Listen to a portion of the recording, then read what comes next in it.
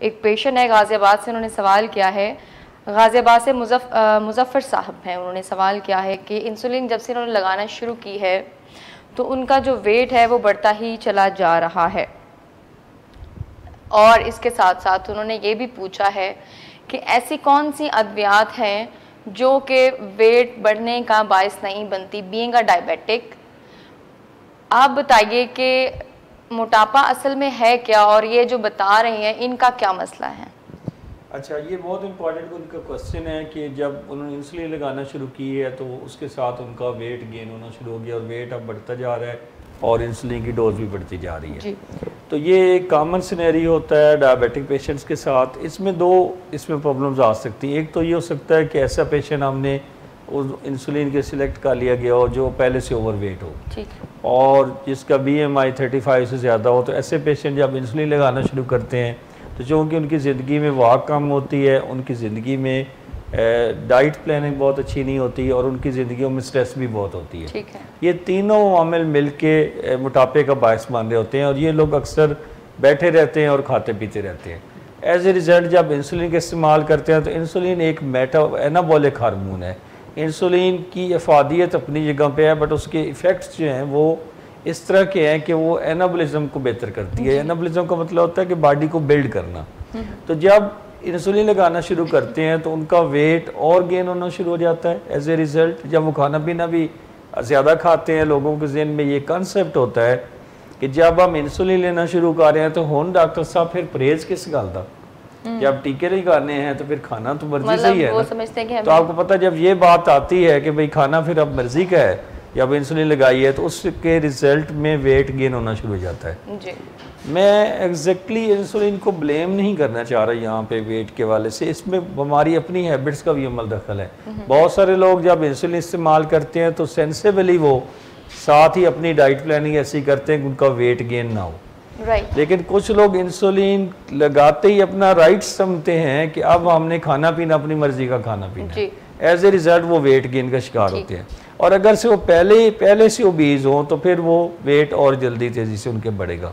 और इसमें thyroid hormone का भी अमल दखल होता है, उनको अपने थायराइड फंक्शन टेस्टिंग भी करानी चाहिए। ऐसे सारे मरीज हाइपोथायराइड भी हो सकते हैं। अच्छा, दूसरा जो पॉइंट आ सकता है वो ये है कि इंसुलिन लगा, वो जो मैंने एक्सप्लेन किया है डाइट के साथ कि इंसुलिन लगाने से वेट गेन क्यों हो सकता है।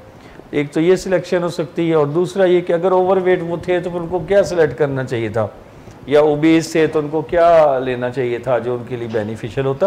तो ऐसी कई सारी मिसनादिया मेडिसिन आ गई हैं। 2019 का जो साल था वो पूरा साल नई मेडिकेशन के आने का साल था। डायबिटीज़ की फील्ड में वो पाकिस्तान में बहुत नई मेडिसिन आई हैं जिनमें कुछ इंजेक्शंस आ गए जिनकी वजह से वेट कम होता है और वेट गेन नहीं होता। इसी तरह कुछ ऐसी मेडिकेशन आ गई जो दिल के लिए भी अच्छी थी और ओवरवेट होने के लिए भी अच्छी थी, यानी वो शुगर लेवल को भी कम करती थी, वेट को भी कम करती थी और हार्ट के लिए भी बेनिफिशियल थी। इनको हम कहते हैं ये डेपाग्लूफ्लोजीन और ये जो इसके नाम के साथ दूसरी एक एम्पा के नाम से मेडिसिन है। तो ये मेडिसिन भी आई, 2 इंजेक्शंस भी आए जो आपके वेट कम करने में हेल्प करते हैं और एक और मेडिसिन अभी पाइपलाइन में है जो आने वाली है। तो 2019 जब उसका एंड हुआ तो कोविड-19 के साथ हुआ, लेकिन अगर हम 2019 को समराइज करें तो वो हमारे डायबिटीज़ की फील्ड में बहुत अच्छी मेडिसिन की इनोवेशन थी, उसमें हुई है। अब एक आपने सवाल किया है कि मोटापा की डेफिनेशन क्या है।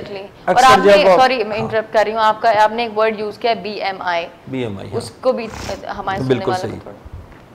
BMI एक स्टैंडर्ड रेशियो है। फॉर एग्जांपल अगर पेशेंट एक आके बताता है कि मैं 80 kg का हूँ और एक पेशेंट आपको बताता है कि मैं 70 kg का हूँ, तो उसमें अगर सिर्फ हम वेट की बेस पे फैसला नहीं कर सकते कि ये पर्सन ओवरवेट है, ये ओबीज है या ये नहीं है मोटापे का शिकार, तो हम उसको एक्सटेंडेड करने के लिए हाइट के साथ, हाइट को भी इंक्लूड करते हैं। तो हाइट वेट के साथ एक फार्मूला लेते हैं, उसके थ्रू हम BMI निकालते हैं, बेस्ड बॉडी मास इंडेक्स।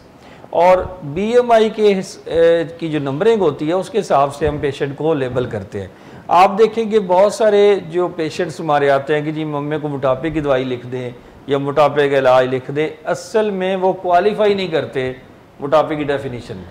उनका वेट ज़्यादा नहीं होता या उनका इतना वेट नहीं होता कि वो मेडिसिन के लिए क्वालिफाई करें।